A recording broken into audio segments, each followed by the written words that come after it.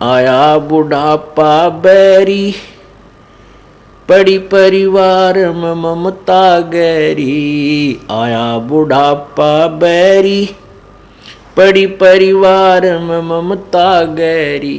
पोता ब्यालो या मन में रहरी, हेली करवा जो खड़ी, रहेली करवा जो खड़ी।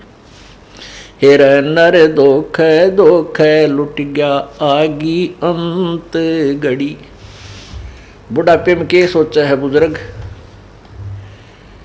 देखो पोता पोती हुए पाछे बच्चे सारा कमांड संभाल लेते हैं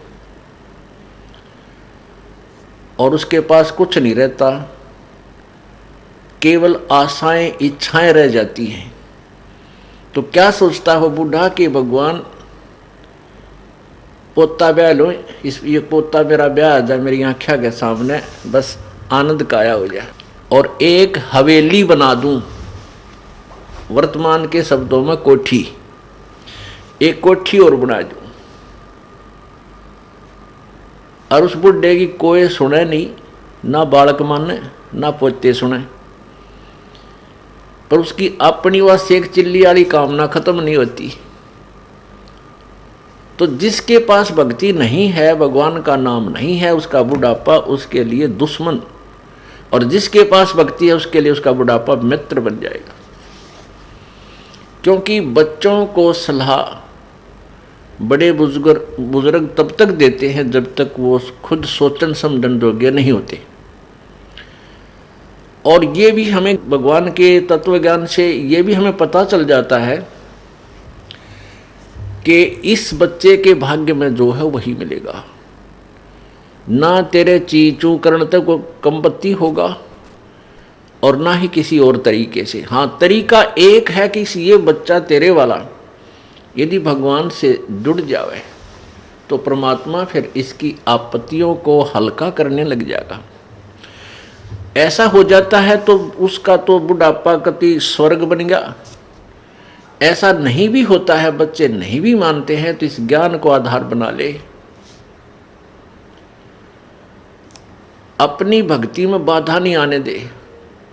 बच्चे युवा हो जाते हैं और बाल बच्चेदार हो जाते हैं तो वो बालक नहीं रहते, वो बहुत सोच समझ के कदम उठाते हैं। लेकिन बुजुर्ग ने सोचा है बूढ़ा कि ये नाश करेगा, बस ये यहाँ काम बिगाड़ेगा, मेरी मानता नहीं। अपने समय में जैसे बचपन था हमारे, जब उस समय कुछ और माहौल था, और तरह की व्यवसाय था। अब इस उम्र में हम 68-60 साल के हो गए, 58 वर्ष के, अब कितना परिवर्तन हो गया। अब हम बच्चों को उस अपने पुराने हिसाब से सेट करा तो कैसे होंगे? हमारी सोच तो 50 वर्ष पुरानी है। तो इस दृष्टिकोण से आधी लड़ाई हम आप बना लें बुढ़ले। तो इनको चाहिए, जिनको नाम ले लिया, अग बेटा भगवान ने याद रखो और नेक नीति तक काम करो, परमात्मा बरकत जरूर देता है आपके किए कर्म का। और कोई हानि भी होती है तो ज़्यादा होनी हो वह कम में टलेगी, ये नियम है ईश्वर का, और नहीं तो हानि नहीं होगी। तो इस तरह विचार करके अपनी भक्ति करता रहे। बच्चे कोई सलाह मांगे तो जिसी बुद्धि काम करे दे दे, बेटा मेरी तो इतनी बुद्धि काम करे है, और आप बुद्धिमान हो और भी किसी आपके साथी सहयोगी से सलाह करके इस काम को कर लीजिए। होना है फिर परमात्मा के अधीन, क्योंकि हम उस मालिक के कंट्रोल में हो गए।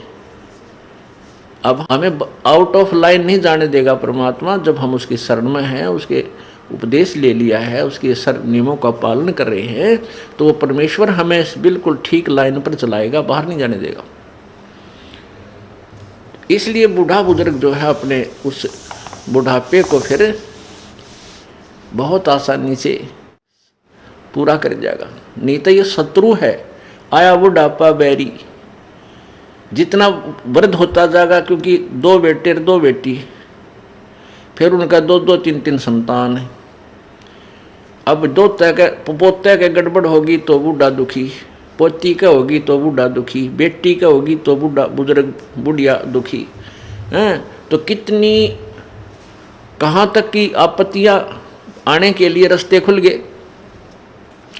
और भगवान की भक्ति में जुट जा खूब डट के, और फिर ये भी होगा कि राम नाम पर जुड़ गए तो निश्चिंत हो गए, जो नाम पर नहीं लगे हैं तो संतोष हो जाएगा, भाई अपना कर्म मिलेगा बच्चे को, थोड़ा दुख होगा घना नहीं होगा।